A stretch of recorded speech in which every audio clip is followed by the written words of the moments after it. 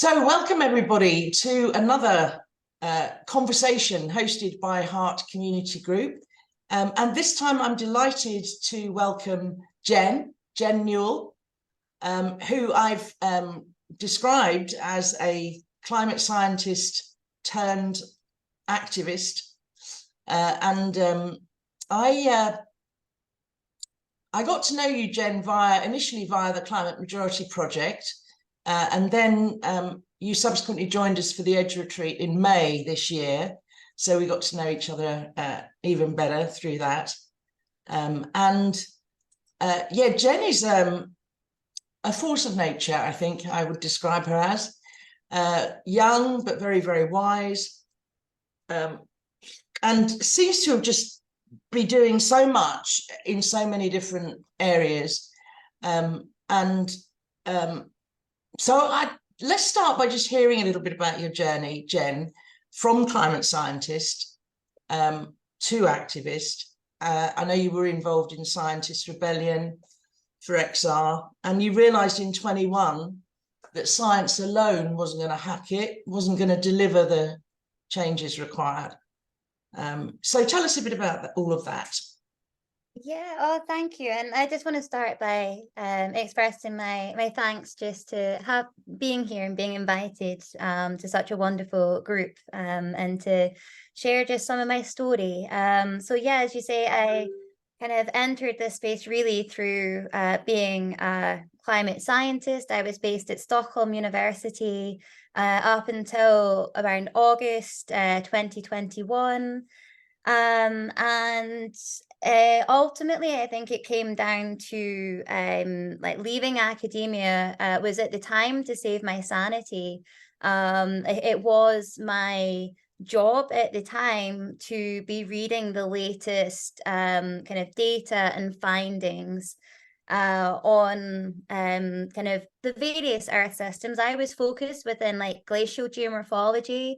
So really studying the rocks in the landscape to kind of understand how ice has responded to how ice has responded to temperature changes in the past. I was focused in Antarctica. And my role was really as a bridging person. So my background is in field geology, going out and really I describe it now as I've been trained to understand and interpret the stories that the rocks and the landscapes can tell us about Earth's past, and combine that with a knowledge and understanding of like the various Earth's systems and how they interact with one another, and how, you know, none of them are standalone.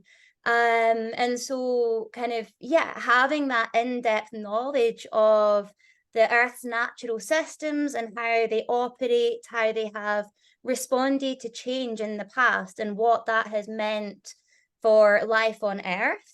As it was my day-to-day job to read and understand the latest findings, and bearing in mind that what we see in the mainstream now is what kind of I felt very alone reading and understanding in the most recent academic papers coming out. And I think also something that I kind of didn't really realize back then, and through, you know, a lot of conversations around COP26 in particular, when it came to my hometown of Glasgow, back then when I was still in academia, I kind of fell victim to believing or thinking that the whole world knew what I knew, understood what I knew, could see what I could see, like unfolding. And so I was really just in a place of grief and frustration, because I purely could not understand why, if everybody knew this, like we weren't taking action, we weren't responding. And there were various other kind of elements to it as well, seeing that, you know, the time it takes for science to kind of be heard in any kind of policy space, and just feeling such a kind of rigged system. You know, I in day-to-day conversations that I was having with people, there seemed to be a kind of general acceptance and understanding, but oh, it's the way it is. Like, what are we meant to do about it? And it just felt a bit too urgent for me. As I say, I kind of realized looking back, I was suffering eco grief. And I'm sure we can come on to talk a bit more about that. But yeah, there was just so many elements of it. It just didn't feel like I'd gone into climate science and chosen that path to try and make a difference. I was so fortunate to get the opportunities that I did. And as I say, I feel blessed that I've been trained to understand and interpret the stories that the rocks and the landscapes have told us, and just felt a massive urge that they needed to be shared with wider audiences. And yeah, have essentially spent the last couple of years exploring where the biggest barriers lie to taking the adequate action that's required, as well as really seeing, I guess, like taking my kind of systems knowledge and understanding of how systems interact and are interwoven in the natural world, to kind of also like the human realm, I guess, and seeing where our actions perhaps have the greatest leverage. And so in a recent conversation with Kim, I was sharing that I feel like in those 2 years, perhaps kind of fell victim again to this kind of preachiness that science also has, as well as activism, of trying to speak to everybody all at once.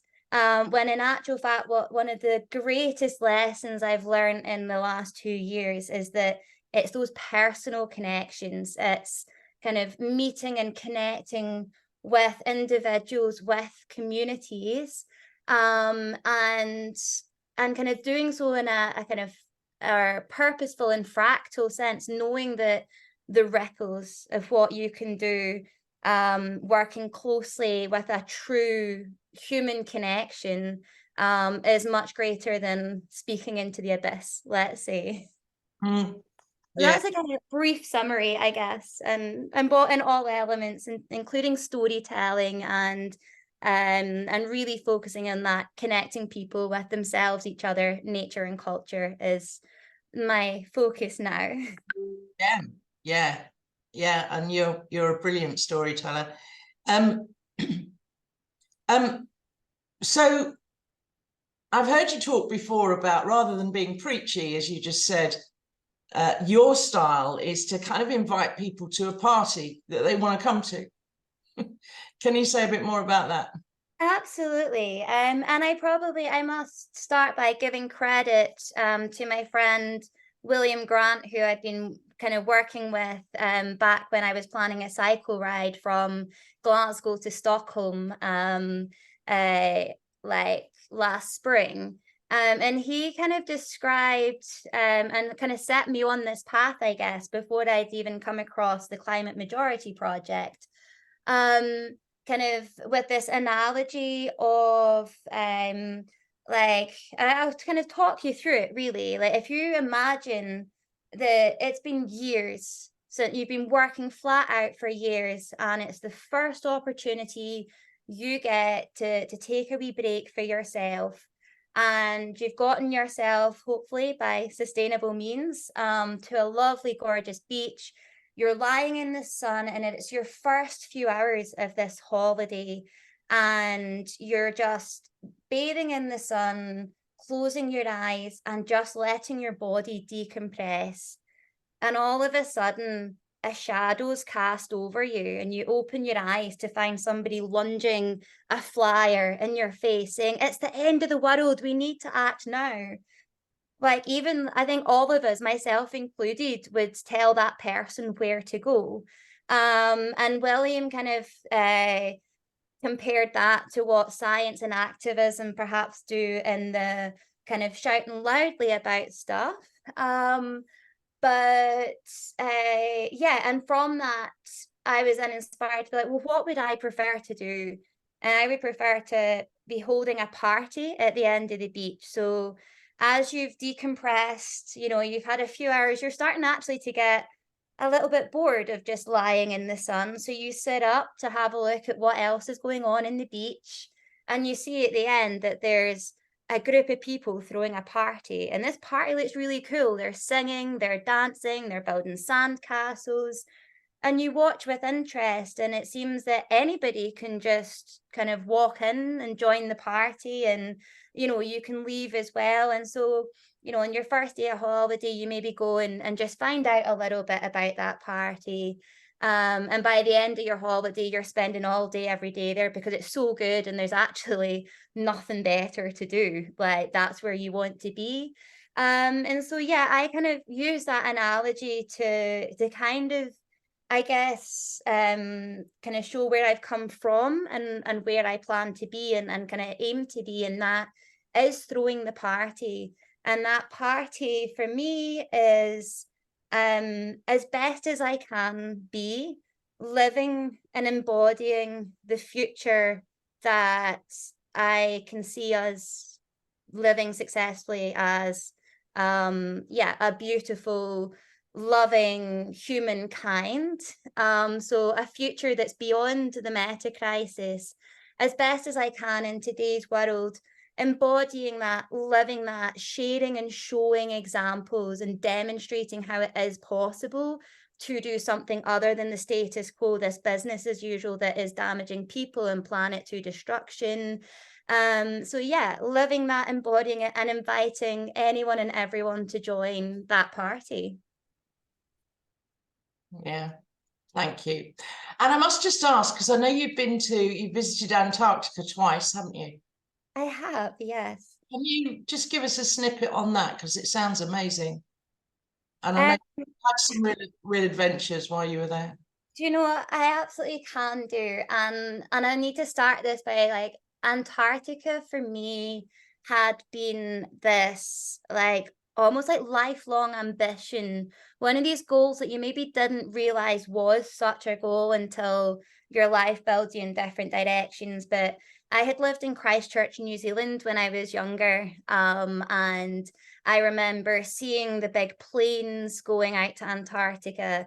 They had the Antarctic Centre in Christchurch, and anytime it was my choice for, our family Sunday when we were living in New Zealand, it was always, let's go to the Antarctic Centre. I had just had this fascination, and I was so fortunate that as like an 8-year-old living in New Zealand, I actually got to set foot on the Franz Josef Glacier. And those experiences combined, like, I just always had a fascination with polar regions. And yeah, as I kind of evolved as a person and found myself studying earth sciences at Glasgow University, like, even before that, I was kind of real. I almost chose that as a route to get to Antarctica. Before university, I managed to get out to the Arctic on an expedition to Svalbard. But Antarctica is something really different. It's hard to describe, and in fact, I've got a wee story that I can share in a second, which I wrote as a prompt. I was asked to describe your research to a 4-year-old. And I think the story itself kind of resonates. But I was just so fortunate to really get to feel this wilderness, one of the few places that kind of hasn't got a human kind of not a natural human story. Humans aren't able to survive there naturally. It's too harsh an environment, really one of these frontiers of the world. And not only was I able to visit it, but like my research is like I had to just go and climb the mountains and collect rocks to sample.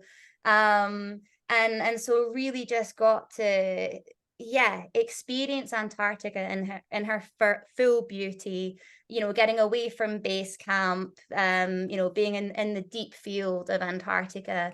And I don't think anything really can compare to it. Like, the photos don't do it justice. My words will never do it justice either. But yeah, I guess, yeah, I wonder if your question, Kim, was and it's something that we really have to kind of it would be wrong not to protect its beauty, not just for the reasons that I shared there, but it is such a kind of, you know, if we let the natural systems there kind of fall beyond repair, then the consequences of that like ripple all over the world. And so as I say, I actually wrote like a just as I was in the transition between academia to starting, you know, stepping into the unknown, and leaving that space. I was really fortunate that the Bolin Center for Climate Research, which is a collaboration of Swedish universities, they hosted a kind of early careers workshop on storytelling for the climate and ecological crisis. It was hosted by the amazing professor Alistair Skelton, Toya Westbury, who initiated Researchers Desk, which was set up to support the Fridays for Future young strikers in Stockholm with the scientific information that they needed to be respected as they were speaking and standing up for climate.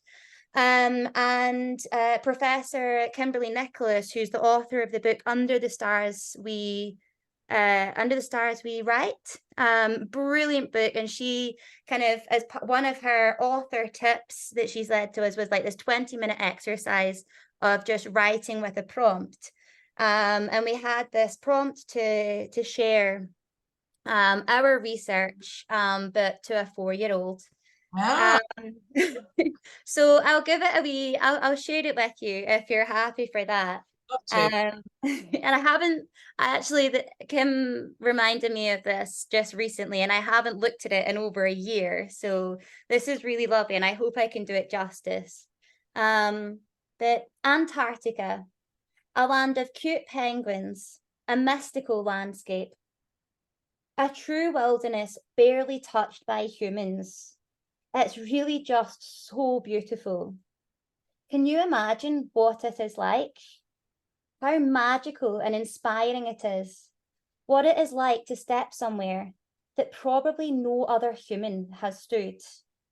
What do you think of when you think of Antarctica? I believe that I'm one of the luckiest people on earth because I have been there twice. It is magical. It is one of the most peaceful places I've visited, second only to my favourite spots in Scotland. It can also be challenging and hard to survive. It is a harsh wilderness if you don't respect it. I went out there to collect rocks that I can study to help us learn how the ice will melt and cause problems for people all over the world if we don't look after the planet. And the problems will be especially bad if you live at the coast. Did you know that here in Stockholm, where we were under kilometres of ice at one point in time, around 20,000 years ago, at that time, sea level was 125 metres lower than it is today. Most buildings are not that high. But back to Antarctica. What did I learn most from my time visiting? Is that sadly, it is not untouched by humans, like I naively had thought. Just because we are not there doesn't mean we have not impacted it. The actions that you and I take every day, like driving, cooking, eating, they have impacts. And what visiting Antarctica really taught me was how connected the world is, and that what I do in Scotland does have ripples. And I could see that when I was in Antarctica and studying this landscape. I don't study microplastics, but even in Antarctica, they are found. And that makes me sad, makes me so sad. Because Antarctica, well, the very small part of it that I was lucky enough to visit, is one of the few places left on Earth that is considered to be a true wilderness. It is an amazing and very humbling experience to explore there. But already our activities, without even living there and damaging the environment, is damaging the environment. And what makes me the most sad, though, is remembering that everywhere on Earth used to be so clean, so pure and so beautiful. Do you think we can all come together and bring back some of the beauty of this amazing planet we all call home? Because if we don't, it will not be able to be our home. We won't survive if there is no clean air, no clean water, and no healthy soil to grow our food.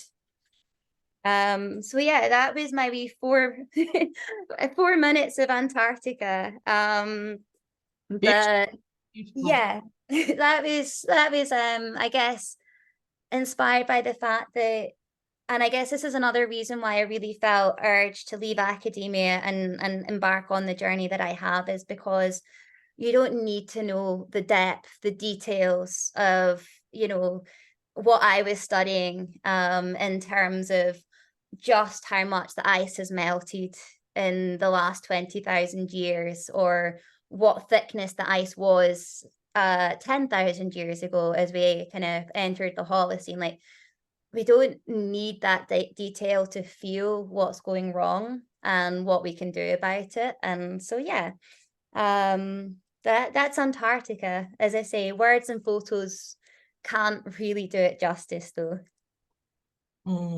Thank you. Thank you so much. Sorry about that, Noel. You dropped off and then, but you've come back in again successfully, so that's great. So I think, yeah, so just tell us a snippet, short, because I know you, Jen, you can speak for Scotland, if not The the world. yeah, just briefly, what is it you're up to these days? Just give us an insight into the project you're working on. So I am wearing various hats at the moment, but primarily as a kind of connections facilitator, is the kind of, yeah, how I can embrace that. And that's really regardless of what hat I'm wearing. So as I kind of was sharing before, have started working with Slowways. I do some consulting work with Furnace Brook and Alistair, who was guest speaker last month here. And so working in that ecosystems restoration space, and the kind of transformative adaptation, as I was saying with the party analogy, really just at every opportunity within the limits of how we, with what the present, kind of the present constraints, embodying and living that the future that we need to build. And so that connections facilitator, really seeing the different threads and themes between the different work that I'm doing and being able to bring that together. And yeah, storytelling. I'm kind of currently doing the storytelling apprenticeship with the Traditional Arts and Culture Scotland. That's primarily to develop my storytelling skills, though as we hear, I can talk forever. So as much as the storytelling skills themselves, and I do think that it's, yeah, whatever information we're transferring, that storytelling and being able to connect with people as sharing it is so important. And also using the course to connect with our culture, and our kind of cultural wisdom, because yeah, when we were hosting some of our Indigenous friends during COP26, they did say, yes, we're here to collectively fight for land back, but we're also here to connect with you and remind you and tell you that you need to connect with your roots, with your Indigenous culture, your ancestry, because that's what's going to save us in this. So I think very much, whichever hat I'm wearing, whether it's with Slowways, whether it's in ecosystem restoration and really helping, kind of, there's two focuses there. A is that it's the ecosystem restoration begins within, and also in the kind of policy space, that we cannot separate ecosystem restoration or kind of rewilding, agroforestry, and land for people. Our ecosystem restoration we need to be a part of that, or else it will fail. And as I touched on at the beginning, I kind of really focus on connecting people with themselves, each other, nature and culture. So across that have SAÍN Outdoors, which helps get people outdoors and start to do a little bit of, taking some of the lessons I've learned from Kim and facilitating and holding spaces in a special way and helping people connect with themselves to then find what is theirs to do, and perhaps leading them to that kind of what's theirs to do in this future that we're building, and all the way inviting anyone and everyone to join the party. Oh, love it. Love it. Brilliant. Thank you, Jen. Okay. Well, let's throw it open. Who's got a question or a comment or an observation, or anybody? Just unmute yourself. I can see all of you on my screen, so just go for it if you've got something.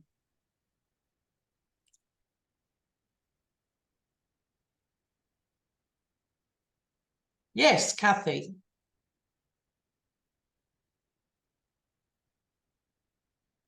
You're muted. Okay. Hi, Jennifer. I felt really quite moved with your experience of Antarctica. I went to a desert in central Afghanistan in the middle 70s. And the absolutely overwhelming sense was of silence. And I felt really scared. I can remember feeling really scared. And then I found my place in it. And I've never felt so at home. And silence is very important to me. And I have my own personal spiritual views, blah, blah. And I wondered how much silence comes into your storytelling, because it's like something we are losing. I know we're losing we're losing the planet, we're losing biodiversity, we're losing species, but we're losing silence. And I think it is the real route home. And you said about we have to start from within. So I just wondered. Oh no, that's really beautiful, and thank you. And I really do resonate with that silence, in the sense of the disconnect, the peace that I describe it in part of that story was, when you're out in Antarctica, similar to your desert experience, you don't have a constant buzzing phone. You go there, you've sat in out of office for 3 months, and you barely have like an email connection. If you do, it's very purposeful, intentional, going to the computer at the base station, and perhaps once in every couple of weeks getting a satellite call home, and it's a short one. And yeah, it's like, for me, that disconnect, it was so important to be able to connect. Like, really kind of one of the most, I fully agree with you that silence, that, and just creating that space. Like, we live in such a busy, demanding world that simply, like, for most people, and we're speaking as being some of the most privileged people on the planet, even for us, simply to survive. I can speak as someone that's lived most of my adult life as a single person trying to like operate in a world that is built for a nuclear family and is anticipating, sorry, we might have kittens joining us soon. But yes, like, we don't have the capacity to slow down. We don't have the space to think. And I think that's such an important part of as you say, that inner work. It's one of the reasons I was really thrilled to start working with Slow Ways, because whilst it is about kind of walking and wheeling and connecting communities in these slower routes, it also ties to a lot of I follow and really admire the work of the Slow Factory, because I certainly advocate for the fact that, you know, we do need to slow down. We need to create time to think, to feel. You know, we don't have time to feel. And because of that, we don't have the resilience actually to handle the emotions, the grief that are evoked as we face the truth and the reality. And so I think that's partly also why, for me, like the outdoors, so that being connected with nature, being able to feel, even if you're not conscious of what you're channeling and feeling, being kind of that natural wisdom, or, you know, the trees sharing their grief and their anger with you, or sharing a hug with you. Even if you're not conscious or aware to that, just slowing down, finding time and peace, in nature in particular, I think really helps you to slowly connect with yourself and build the resilience to then make the next kind of the connections with others, and the future you want to build. So yeah, I fully resonate with that and couldn't advocate more for the need for slowing down, for finding peace and moments of silence to yeah, sit with and feel, in particular, let the feelings come through. Brilliant. Thank you. Thank you, Kathy. Who's next?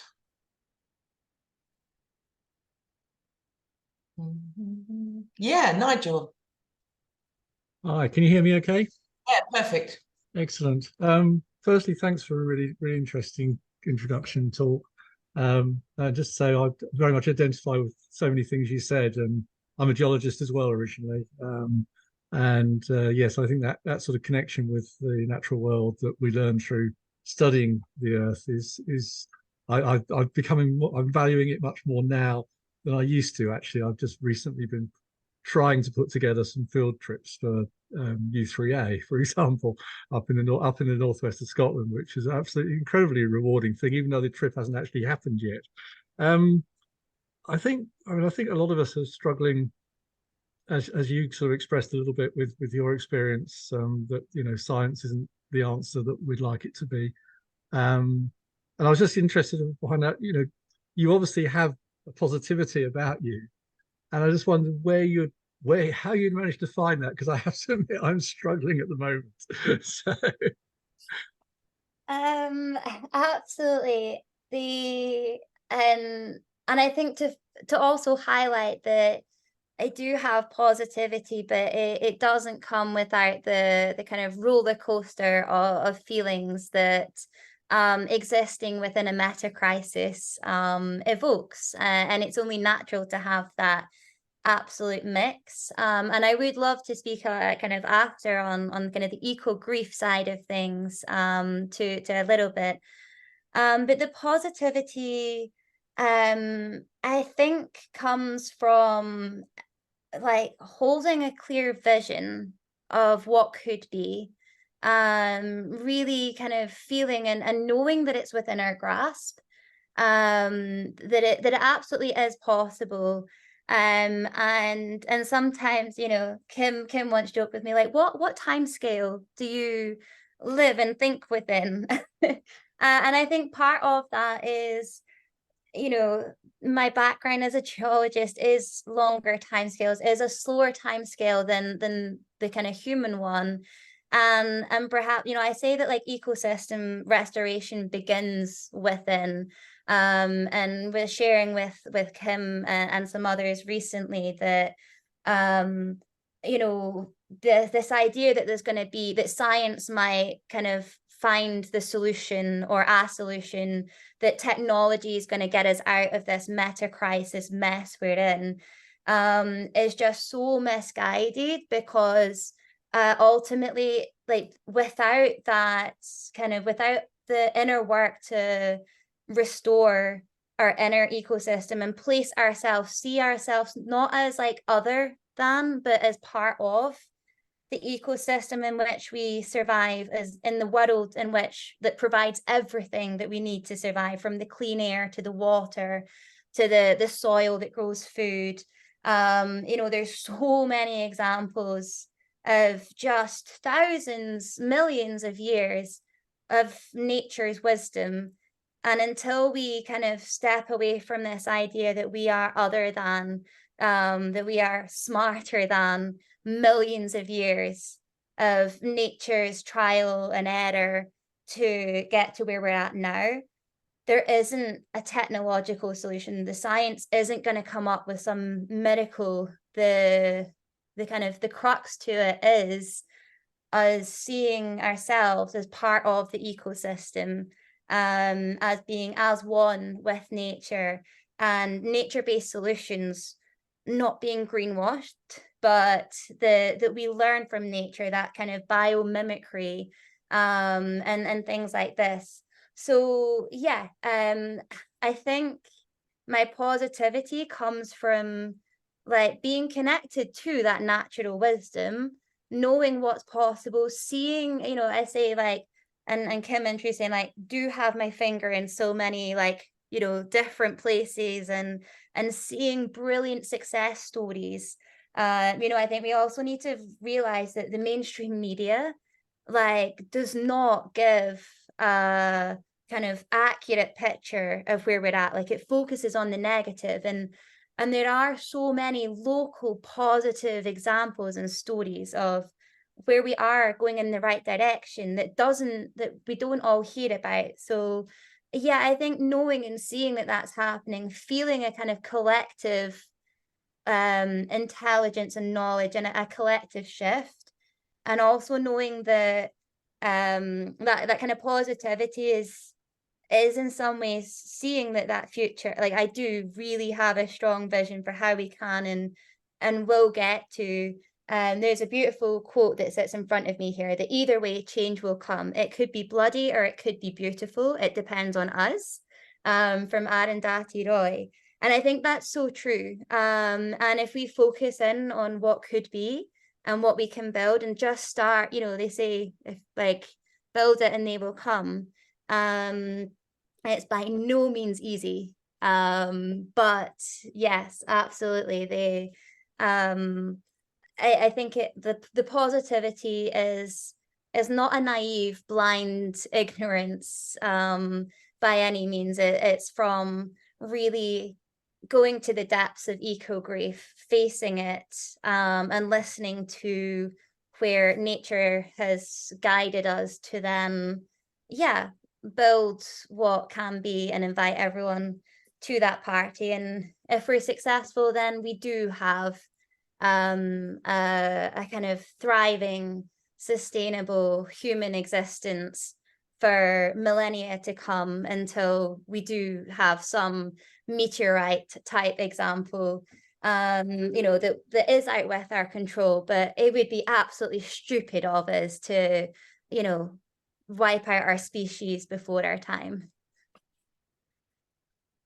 Yeah, thanks for that. Sorry if I can just come back. I mean, my solution to my own personal crisis, if you like, is to sign up for an MSc with CAT, Centre of Alternative Technology, down in Wales, which I'm 2 months into, I think now, and it is very much a roller coaster of positives and negatives. I think the first evening of the course, we had a lecture from Kevin Anderson. I don't know if you've heard of Kevin at the Tyndall Centre, and it's the gloomiest, most awful introduction, I think, of just sort of, you know, expressing what the dire straits that we're in. But then we learn all about the other things that are happening, and I may well change my course actually, because I'm actually becoming much more interested in the transformative adaptation side of things and the behavioural change that's required, rather than the technical, which is what I really originally signed up for.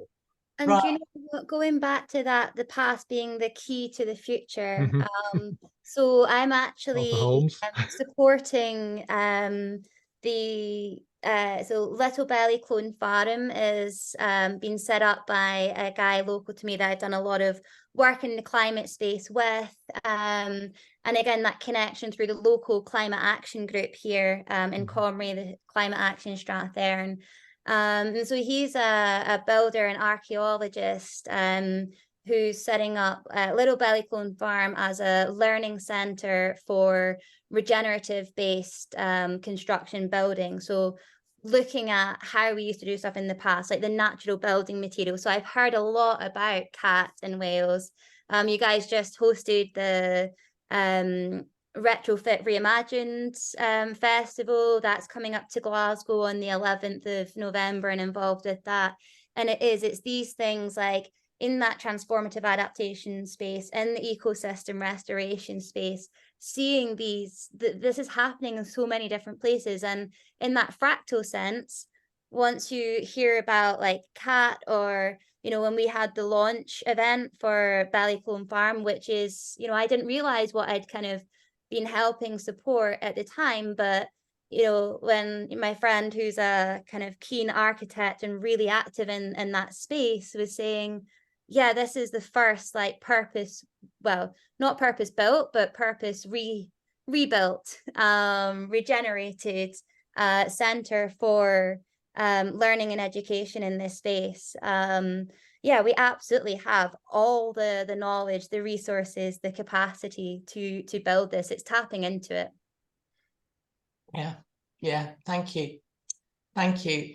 And I wanted to just interject a couple of things there. One is I've been talking to lots of people because of the book I'm writing at the moment, which is called What Is Mine to Do in the Meta Crisis. And so many of them are saying that back to the inner work, if you haven't done the inner work, I'd rather you actually didn't get involved in the fight because you're actually a bit dangerous, you know, because we can fall into these kind of savior complexes and or the techno fixes or whatever. So I think that, you know, starting with that inner stuff is absolutely vital.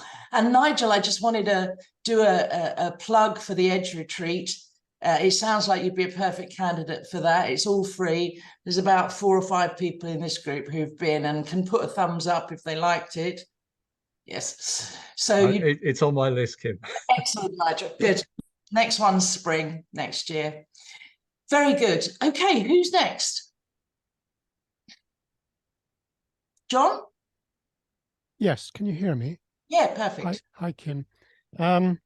Nigel's mention of doing an MSc reminds me what I meant to do this evening was study marine biology, indeed start lesson 1. but that's another story. The reason is very much to do with geology and especially paleontology on the Jurassic coast. So really it includes Permian and Triassic and other eras. I came across the idea, it was expressed as the geological story of climate change. And I was reviewing a paper for somebody, and I didn't know how to unpack this sentence. And what it turned out to mean was that along the Dorset and adjacent coasts, with a geological background, you can look at the strata and you can look at people's finds and come up with a grasp of how the world was. And that is the awful realization that the world is not necessarily as it is not even how we're making it, that we are a consequence of the world being in a particular configuration of climate and so on. And even that shall pass away, even as there were times beforehand when it was very different. The sea was an entirely different level. Maybe there wasn't any ice, or hardly any, and so on, an utterly different world. And you can read it off from paleontology, geology, and so on, paleoclimate studies. And the difficulty I was facing was actually that she, the writer, hadn't done that inner journey of coming to terms with the world as it is versus the world as it should be. She's a professional architect now, now an activist. Unfortunately, we're not in that setting. We're preparing submissions for a formal public inquiry in December. Well, the inquiry's obviously been going on for months, and it'll go on months beyond that, but those are the hearings for which we're preparing with definite deadlines, okay? And I began to realize that she actually believed that science would trump everything. She only had to get a sort of brain dump to the inspector, and he would make the decisions that she wanted him to make because it would be apparent.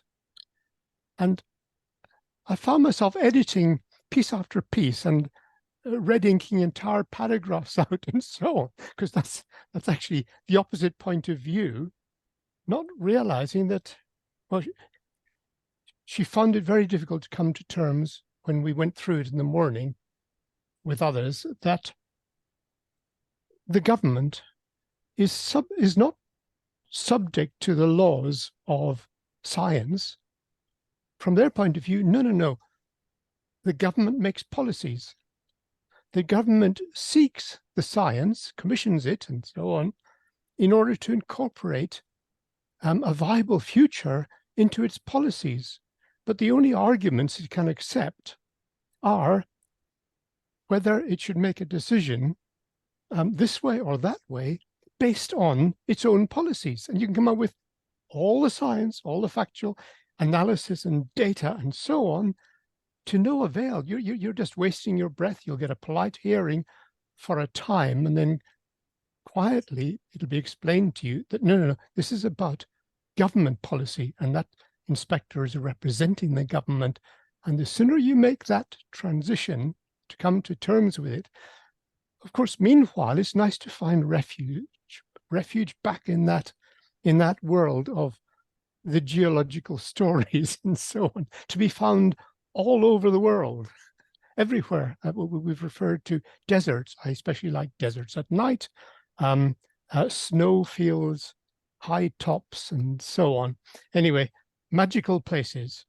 So I've said that, but the positive thing that comes out of it all is that if you can grasp the human condition that applies in a particular setting, in this case, a formal public inquiry, then you can figure it out, you can learn to play the game and splice in other stories, but you've got to stick to the point of, how does this item in my draft support my case? Conversely, how does it expose me to being attacked or used to undermine somebody else's case on my side? That sort of thing. And that really the positive thing is that the government, the civil servants, the politicians, and so on, are seeking to take account of scientific facts, research, considerations, trends, and so on, but they haven't done geology at university. They haven't, and those timescales are not conceivable.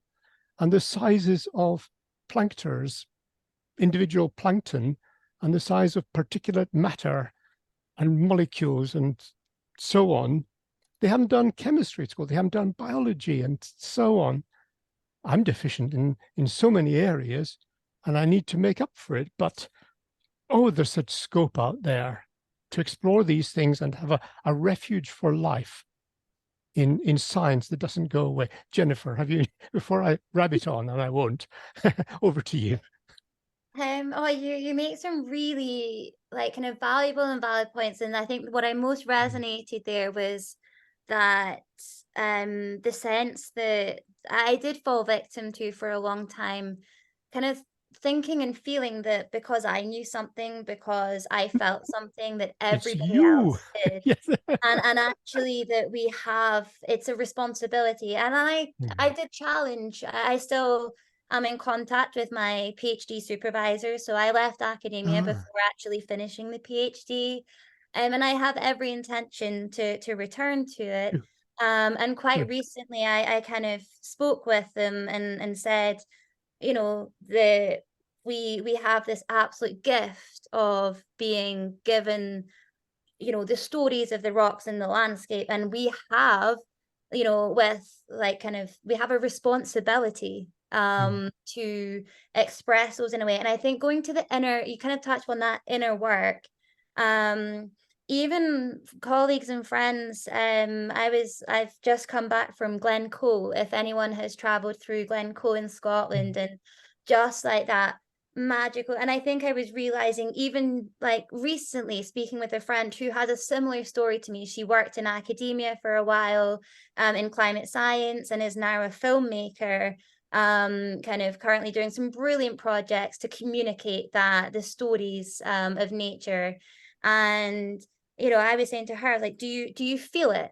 Like, because I genuinely feel the stories and the kind of sense of, you know, I can picture the glaciers as they were there. I can picture and feel the energy of the change. I can picture and feel, you know, Glencoe also has its massacre, and a really kind of tie to our human history, and perhaps in some ways where some of the kind of parts of the meta crisis perhaps begin to originate in how we started to treat one another, Yep.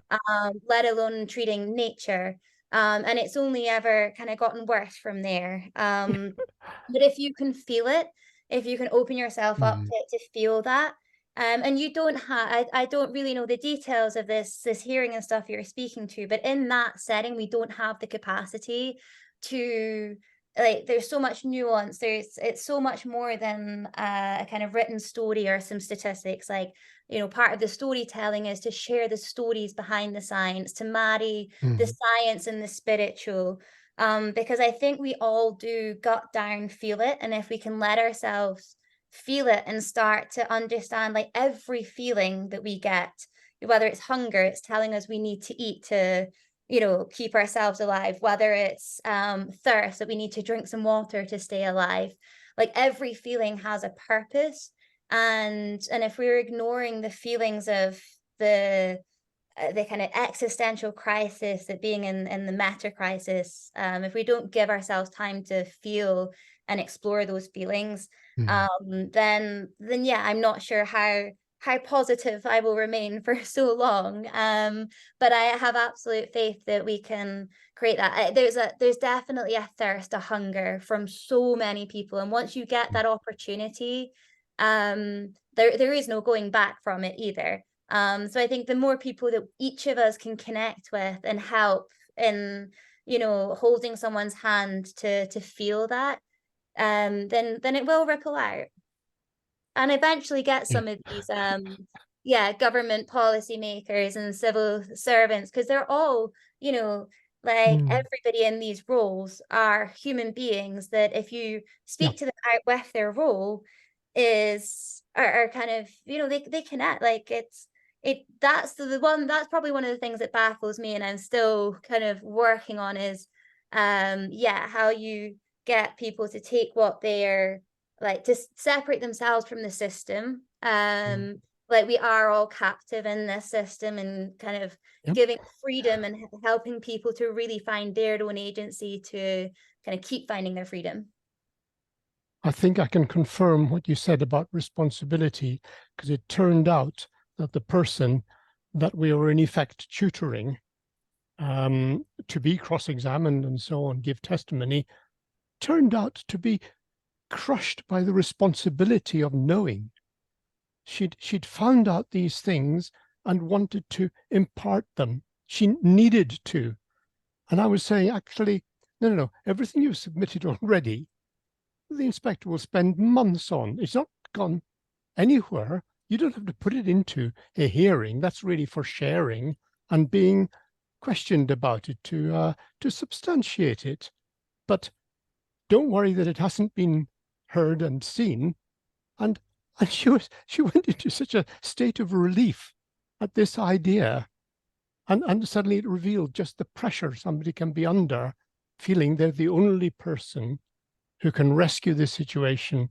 And the community has contributed thousands of pounds along the way to enable them to make this representation.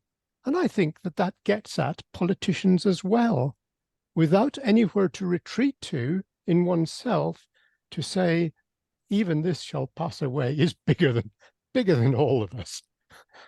But we've got to face up to it together. Yes. And can if I just come back on that very briefly, you started by talking about marine biology, but human biology, if we look at the biological definition of a successful species, humankind is only successful as a species because we're highly adaptable and because we work as a community.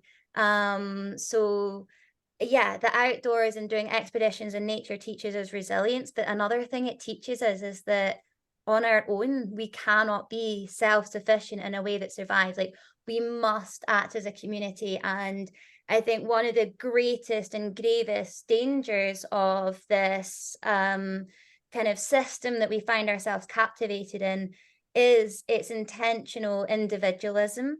And as you say, that then manifests itself in people feeling that if they hold the knowledge that, and I felt that was a part of my eco grief, was thinking that, oh, with this, I must save the world. And that's more than anybody can hold. And bringing that final thread back in of slowing down, when you can take that moment to breathe, when you can take that moment, like for me, it was just stopping and processing the eco grief and seeing that it's so much greater than oneself, and finding community. And yeah, it all kind of comes down to those themes of community, slowing down, inner work, and trusting the process. Really, and that comes, that's it. and I say a lot, you have to kind of love, to trust yourself, to trust each other, and trust the process. You have to love yourself, love one another, and love the process. And going with the flow, letting nature dictate how things goes. Like, it can be tough sometimes, but oh my goodness, like, I was overwhelmed by the gorgeousness and just everything of nature within Glencoe, and the nature that I'm like so blessed to live within, like here in Comrie as I was driving home, even in the rain. So yeah, you gotta love it. Thanks for sharing that, Jennifer.